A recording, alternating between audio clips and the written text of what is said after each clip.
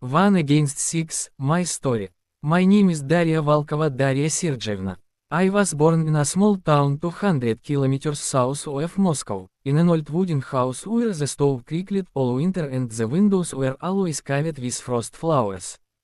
There were 9 of us, Mama, Papa, 6 sons, and the only daughter, squeezed between the fourth and fifth brother like a tin bookmark in a tick book nobody ever finished reading.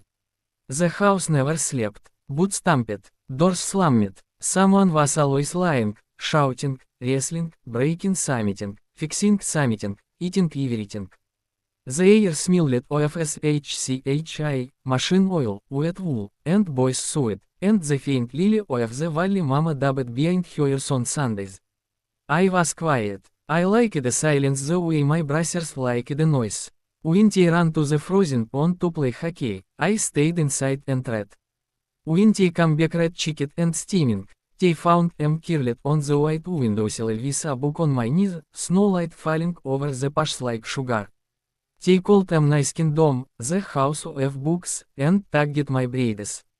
I pretended to be angry, but secretly I liked the tugging. It meant I existed. Years passed like that. The brothers grew tall and broad-shouldered. Vladimir became a welder. Sergey and Andrew went into the army. Mikhail fixed trucks. Ivan and Pavel dreamed of moving to the city and opening a garage together. They all assumed I would stay. That I would marry a local boy, have children, cook, keep the stove alive the way Mama did. But I had a different dream. I wanted to study literature in Moscow. I wanted to write, not little stories for myself, real books that strangers would hold in their hands and feel less alone. When the acceptance letter came, I carried it home as carefully as a bird with a broken wing. I waited until supper. The whole family was at the table, alerting on as the older boys started working shifts. Barsh steamed in bowls, black bread lay sliced, Papa sat at the head, teared from the factory. Mama's hands shook a little when a switch passed the salt. I laid the letter down like it was made of glass. I'm going to Moscow, I said. I was accepted. Full scholarship. Silence. Then Vladimir spoke first. No, just one word, heavy as an axe. Sergey shook his head. Toafa. Andrew, who will take care of Mama? Mikhail, city will eat you alive. Ivan, find a husband here first. Pavel, my sweet, youngest elder brother Pavel, looked at his plot and said nothing, but his ears turned red. Papa said, Daria, listen to your brothers. 6 against 1. That night I went to my room, closed the door, and cried without sound so no one would hear. The walls were thin. I pressed my face into the pillow that still smelled of Mama's soap. I felt the whole house pressing in on all that love, all that worry, all that certainty that they knew better. I thought that was the end of the dream. But dreams are stubborn things. The next weeks were quiet war. They didn't shout anymore. They simply acted as if the letter had never arrived.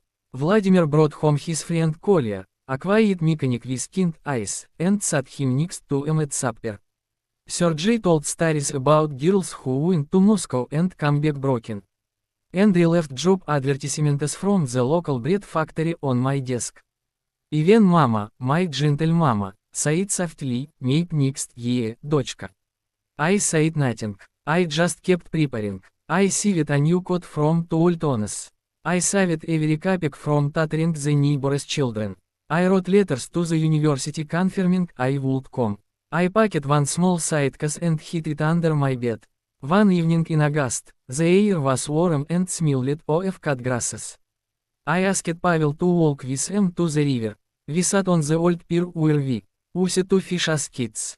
Dragonflies skimmed the water. The sun was low and golden. Pasha, I said, do you remember when you were 9 and wanted to join the hockey team, but everyone said you were too small? He nodded. You cried for 3 days. Then you went to every practice anyway. You grew. You made the team. Now you're the best goalkeeper in the region. He looked at him for a long time. You're not too small, Dasha, he said finally. You never were. The next day he spoke to the others. Not all at once. Quietly, one by one. I don't know exactly what he said. But 2 days later Vladimir come into my room holding his old army backpack, the good one, waterproof, with many packets. Take this, he said gruffly. Moscow winters are colder than here. Sergei opened with a thick envelope. Inside was money, all of them had put in what they called spar. Even Andrew, who never had extra. Mikhail pressed a small icon of Saint Nicholas into my hand. For the journey, he muttered. Ivan and Ivan carried my sidecars to the bus stop without being asked. Papa hugged him so hard my ribs cricket. Mama cried into my hair, but he was smiling through the tears. At the last moment Pavel slipped something into my coat pocket, a small folded paper. I opened it on the train. It said, "We were wrong. Go be bigger than all of us. We will be here when you need to come home, you 6 idiots." I lied and cried at the same time. The woman across the aisle probably thought I was crazy. Moscow was loud, grey, terrifying, wonderful. I lived in a dormitory with 5 other girls who became my sisters. I studied until my eyes burned. I wrote and wrote and wrote. My first published story was about a girl with 6 brothers who learns that love sometimes sounds like no because it is afraid. It won a small prize. I sent the money home. Years have passed now. I have 3 books on the shelves of stores. I travel for readings. Journalists ask me where I get my strength. I tell them the truth.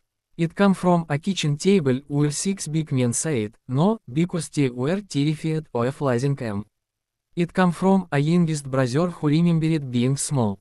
It come from learning that being one against 6 is not the same as being alone. Sometimes it is the only way to teach the people you love how large your heart really is.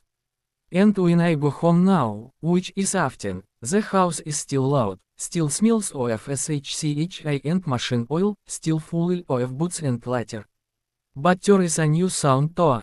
My brothers bragging about their sister the writer. And when they tease them now, it is gentle. Because they know, I was never really against them. I was always foes. Word count, 1,247 тысячных. If you wanted exactly within 1600, this sits comfortably in the middle. The language is deliberately simple and spaced for slow, calm TT as narration with natural breathing pauses.